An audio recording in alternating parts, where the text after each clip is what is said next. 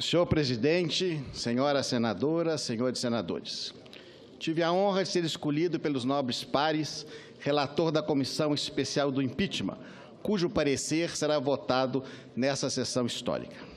Agradeço a confiança em mim depositada, assim como as referências elogiosas que me foram dirigidas por muitos colegas senadores.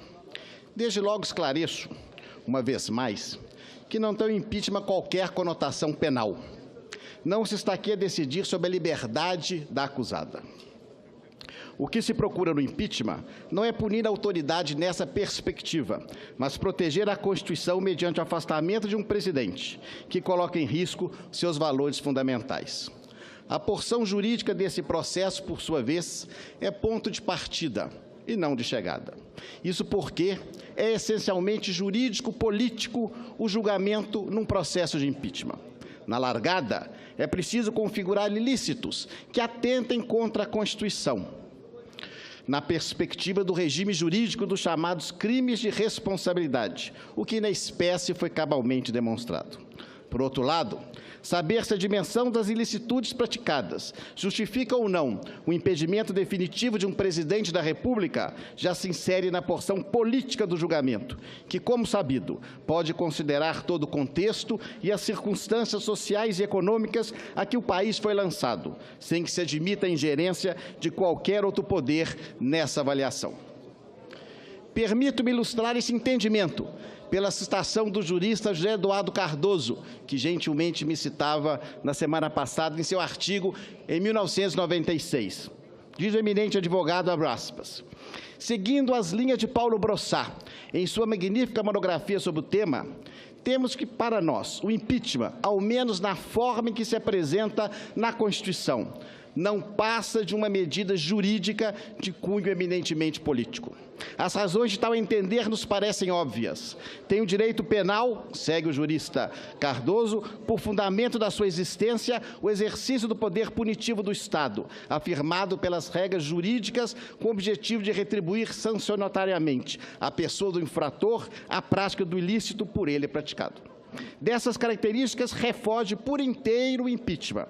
E diz o eminente advogado e jurista, seu objetivo no direito brasileiro não é o de punir um governante delinquente, mas sim o de proteger o Estado do agente público que manifestamente esteja a mal administrar a res pública.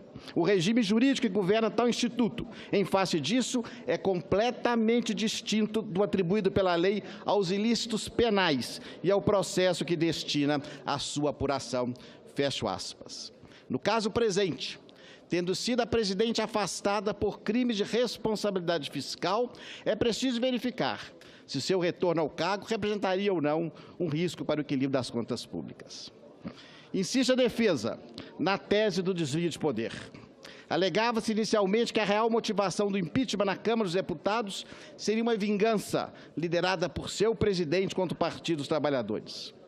Tal suposição foi respondida com sabedoria pelo presidente do Supremo Tribunal Federal, que destacou a inviabilidade de se avaliar as motivações dos quase 370 deputados que aprovaram o relatório circunstanciado produzido pela Comissão Especial que analisou o assunto naquela casa, a Câmara dos Deputados. Repete agora a defesa, a mesma tese, sob o pretexto de que gravações posteriormente divulgadas pela mídia comprovariam ter sido a votação anterior deste plenário, que recebeu a denúncia e afastou provisoriamente a senhora presidente, maculada pela intenção escusa de se interferir em investigações conduzidas pela Polícia Federal e pelo Ministério Público. O argumento, uma vez mais, é improcedente, para dizer o mínimo. Imaginar um conluio no âmbito dessa casa, envolvendo mais de 2/3 de seus membros, não encontra qualquer amparo fático e atinge mesmo as raias do desrespeito. Ademais, reitera-se o dizer do Supremo, aspas, a atuação dos parlamentares do julgamento não está dissociada de coeficiente político. Pelo contrário, está naturalmente imantada por esse elemento típico da atuação parlamentar. A primeira imputação à presidente diz respeito à abertura de créditos suplementares por decreto, sem autorização do Congresso Nacional. A Lei Orçamentária de 2015 condicionava a abertura de tais créditos suplementares por decreto à preservação de sua compatibilidade com a meta de resultado primário fixada pela LDO. Trata-se de uma norma bastante razoável, tendo em vista que a Lei de Responsabilidade Fiscal exige que o próprio orçamento seja compatível com a meta. Não faria sentido, portanto, autorizar o Executivo a fazer algo que a lei veda ao Legislativo. O que se comprovou ao longo da instrução é que 3 dos 4 decretos questionados comprometeram a meta vigente em 1,7 bilhões. Tal ilegalidade é agravada pelo fato de que, segundo os dados da Secretaria do Orçamento Federal, as dotações suplementadas por 2 decretos foram empenhadas em montantes superiores aos valores originais da lei orçamentária. A defesa contesta esse fato, afirmando que o laudo pericial teria indicado resultado diverso. Tal alegação não procede. Em realidade, a despesa pública pode ser classificada por mais de um critério. Ainda assim, registro que a Junta identificou 33 ações com empenho superior e 15 ações com pagamento superior à dotação original da lei orçamentária, distribuídas por todos os decretos questionados. E a própria defesa admite, inclusive, a página 244 de sua resposta à acusação, que, analisadas as dotações suplementadas por órgão, em 2 casos, o empenho foi superior à autorização original da lei orçamentária. Por qualquer ângulo que se analise a questão, conclui-se, portanto, que não apenas se alterou o orçamento sem autorização do Congresso, como também se executaram despesas não autorizadas, fato tipificado, inclusive, como crime comum e como crime de responsabilidade autônomo, mas pelo qual a presidente não responde por não ser objeto desse processo. A defesa da senhora presidente afirma que queremos preservar a meta apenas do mundo das ideias, que é como denomina o orçamento, quando o que importa seria apenas a execução da despesa. A despeito da exigência da Lei de Responsabilidade Fiscal, de que o orçamento seja enviado ao Congresso Nacional, acompanhado de um demonstrativo de compatibilidade com as metas da LDO, insiste a defesa na interpretação adotada pelo governo afastado, segundo a qual caberia apenas e tão somente aos decretos de contingenciamento preservar o equilíbrio das contas públicas. A seu ver, o orçamento não é um instrumento de planejamento e de alocação de recursos escassos, mas uma lista de desejos, entre os quais caberia ao Poder Executivo escolher aqueles a serem executados. Assim, quaisquer projetos ou atividades poderiam ser incluídos no orçamento, pois tanto a lei orçamentária anual quanto os créditos adicionais estariam completamente desvinculados das metas fiscais. Esse raciocínio, data vênia, revela um profundo desprezo pelo Parlamento, que estaria livre para brincar de orçamento sem qualquer consideração à realidade econômica do país. O verdadeiro orçamento, oculto por baixo da lei orçamentária anual, seria a programação orçamentária e financeira do Executivo, que seria a única responsável pelo cumprimento da meta. A própria Presidente da República, em depoimento lido pelo senhor advogado na Comissão de Impeachment, referiu-se aos inconvenientes das delongas naturais do processo legislativo como justificativa para a abertura de créditos suplementados por decreto. Em contraposição a essa visão obtusa, quero ler e prestigiar mais uma vez o pensamento do caro colega eminente jurista e professor José Eduardo Cardoso, em artigo publicado em 2009, aspas, é fato, contudo, que os processos decisórios dos parlamentos são lentos e, digamos em defesa do óbvio, é de todo natural que assim o seja. Todo e qualquer processo decisório que percorra caminhos colegiados e plurais para a sua constituição é muito mais lento. Exige sempre debate, respeito às opiniões diferentes, formação de convicções e de maiorias decisórias. Aliás, é uma lei natural, intrínseca aos fatos da vida, que as decisões democráticas sejam muito mais lentas do que as autoritárias.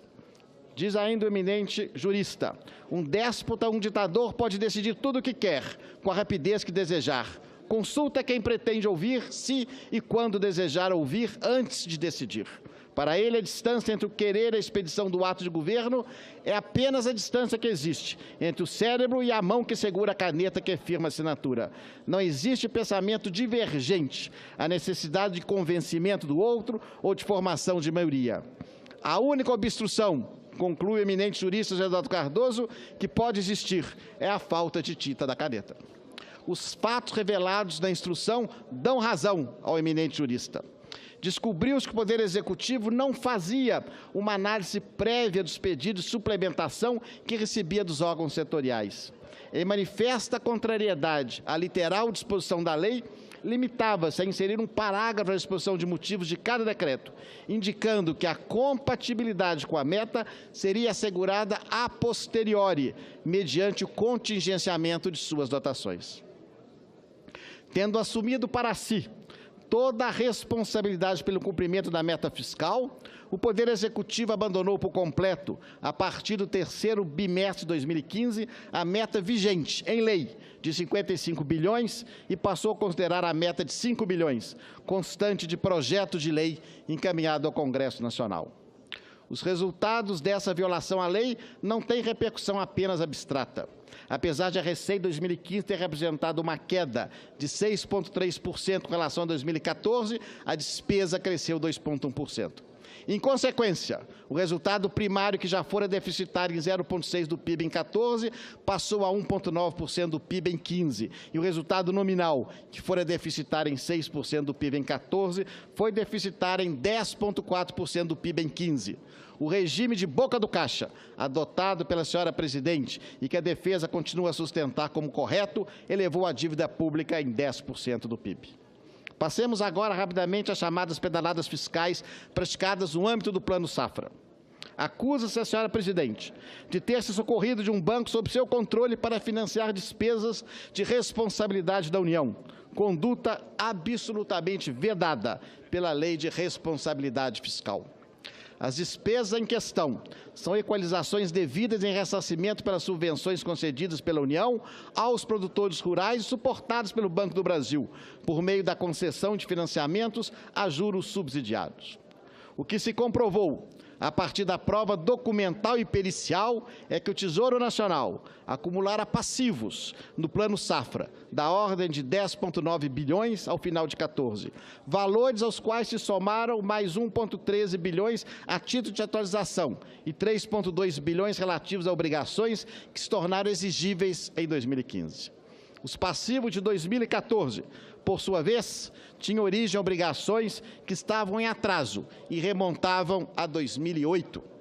Apesar de amplamente questionadas por especialistas, debatidas na mídia e condenadas pelo TCU, as pedaladas foram reiteradas em 2015 e somente foram amortizadas em dezembro daquele ano.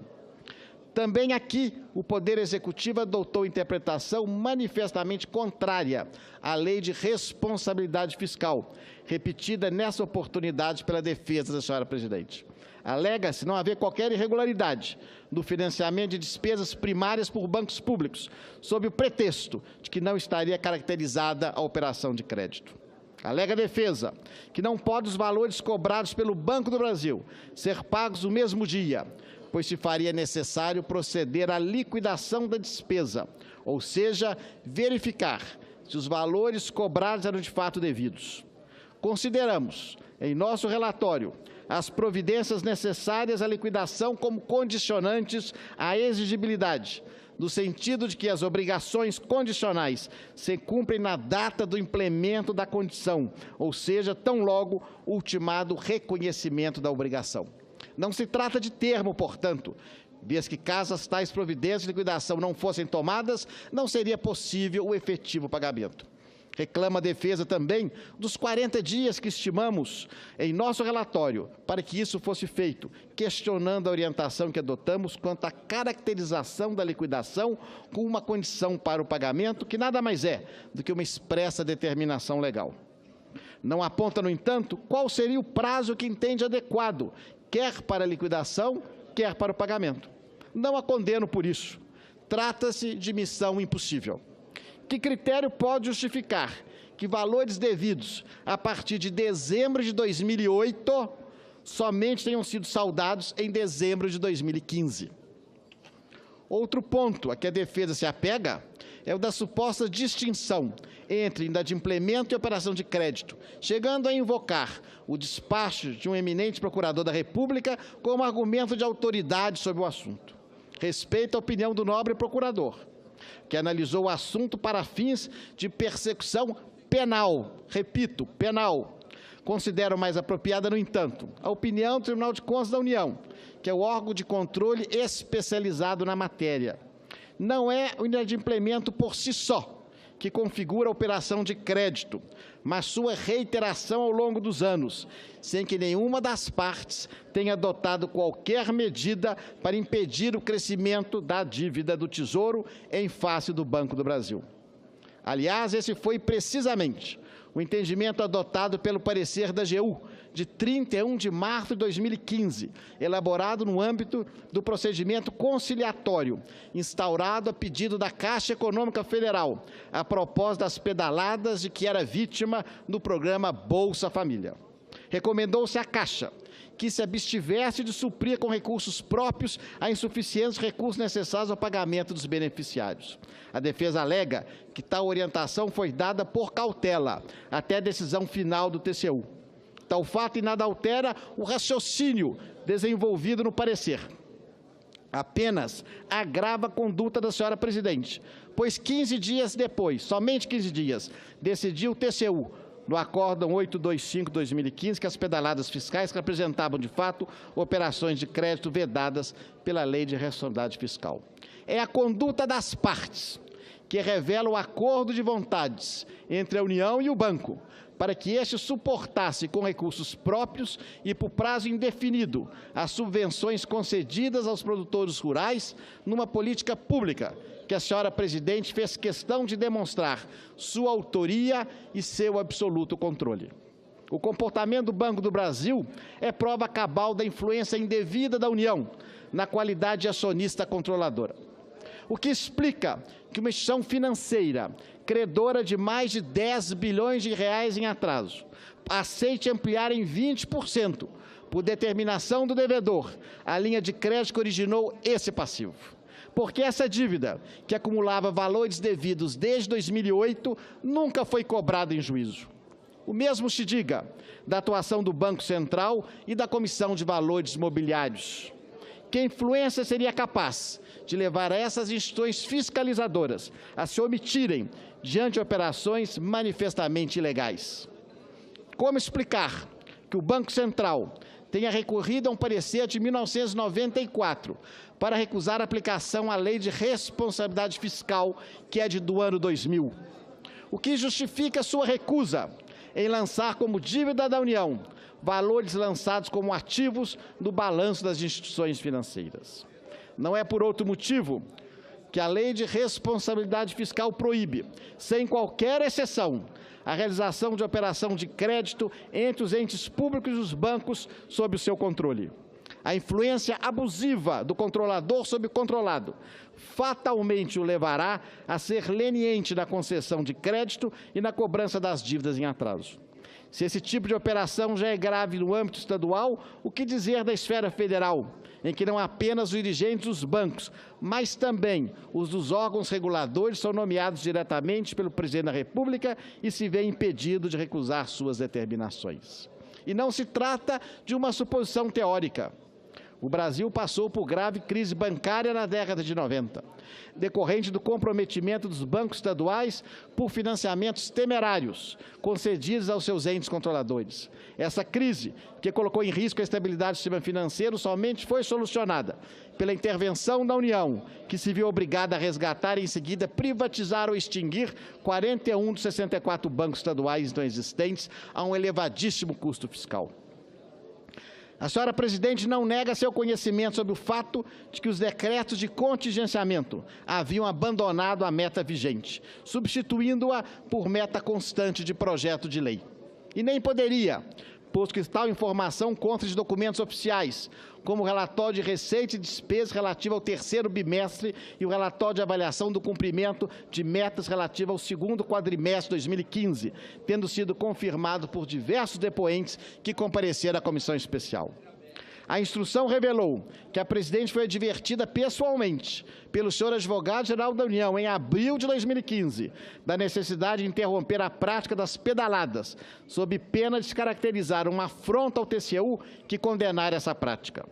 Tal fato foi confirmado em depoimento prestado pelo ex-ministro Adams perante a comissão do impeachment. Tendo recebido essa orientação, por que a senhora presidente não a seguiu?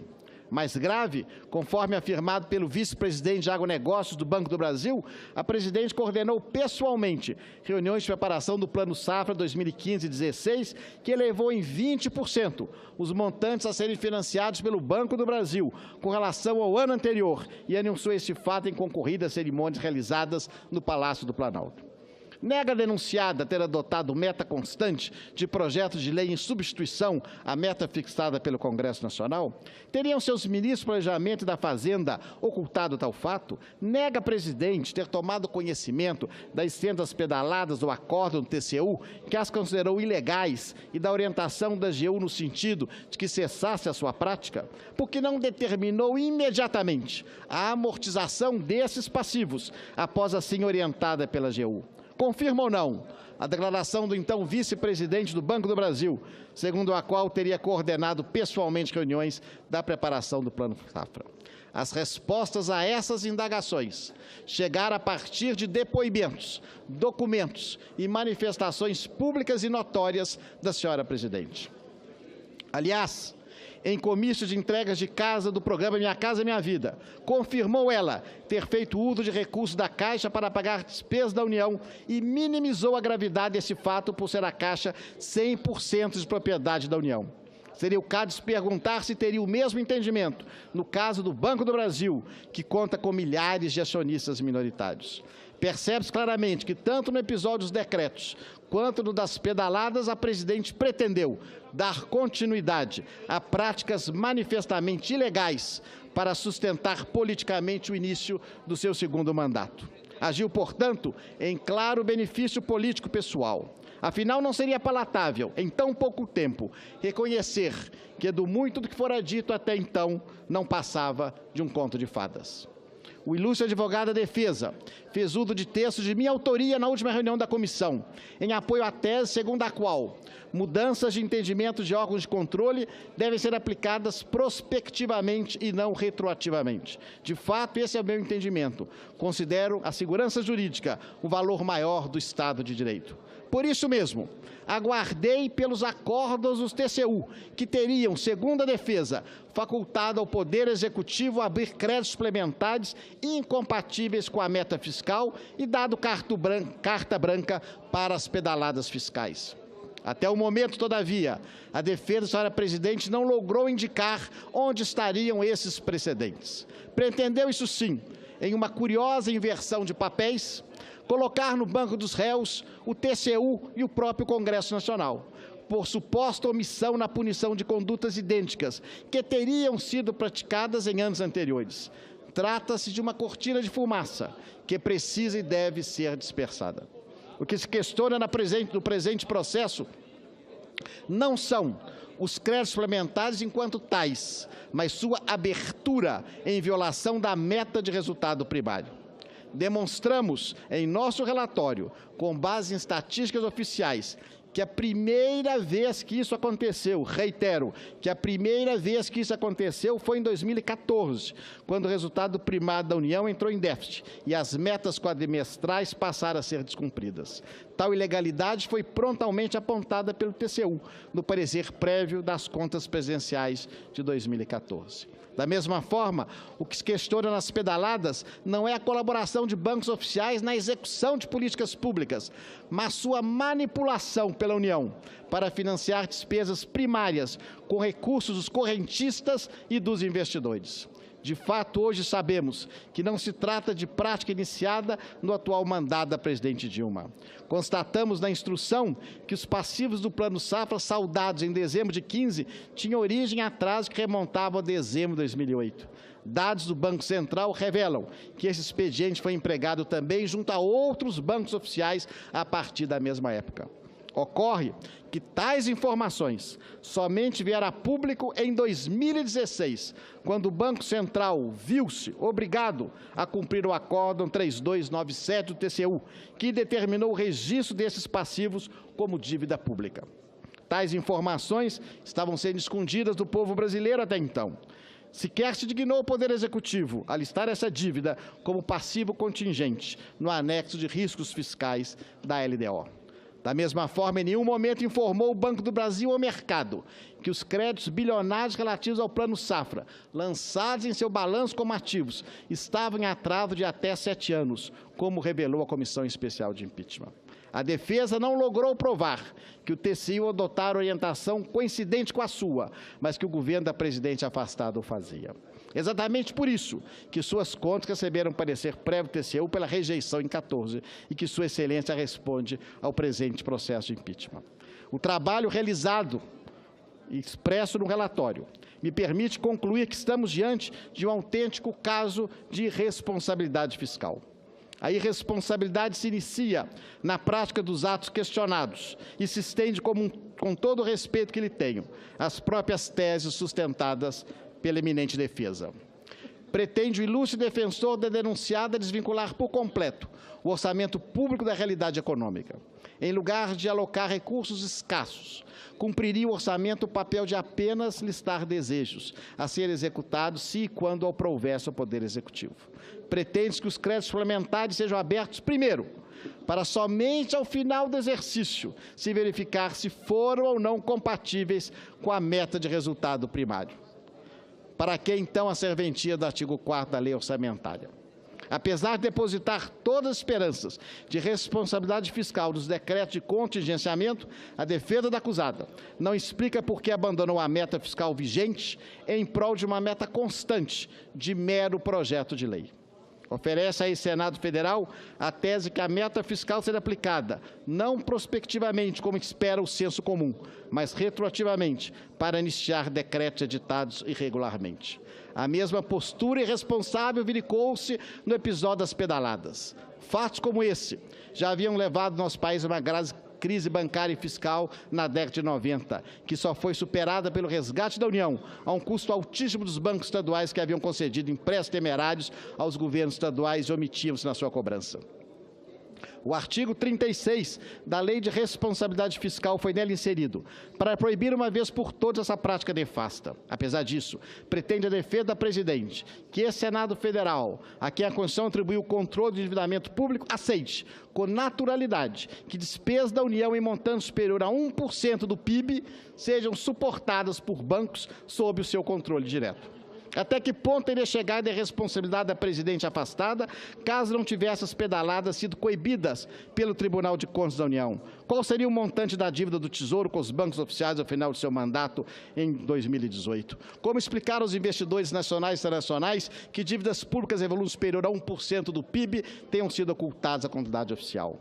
Não se está aqui a criminalizar a política fiscal como pretende a defesa denunciada, mas a exigir o respeito ao Estado de Direito no âmbito da política fiscal. O controle parlamentar do orçamento público está na própria origem da democracia e não é dado ao Congresso Nacional abrir mão dessa responsabilidade. A Lei de Responsabilidade não proíbe quaisquer políticas contracíclicas, apenas exige que sejam aprovadas pelo Poder Legislativo e executadas com transparência pelo Poder Executivo. O que se rechaça é a usurpação das prerrogativas do Congresso Nacional, a manipulação dos bancos públicos e a fraude às contas públicas.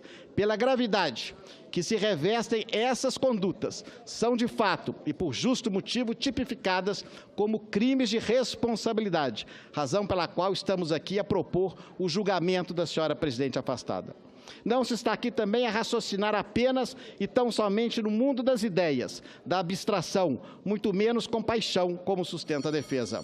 Planejamento orçamentário e responsabilidade fiscal estão diretamente relacionados ao controle da inflação, à saúde financeira para criar segurança a investidores e, por sua vez, viabilizar empregos.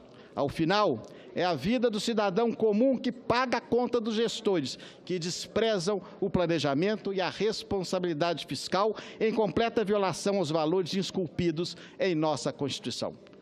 Desse modo, senhor presidente, senhoras e senhores senadores, confio que essa Câmara Alta aprove a pronúncia da denunciada, para que ela possa ser julgada, em definitivo, pelos crimes de responsabilidade que lhe são imputados. Muito obrigado.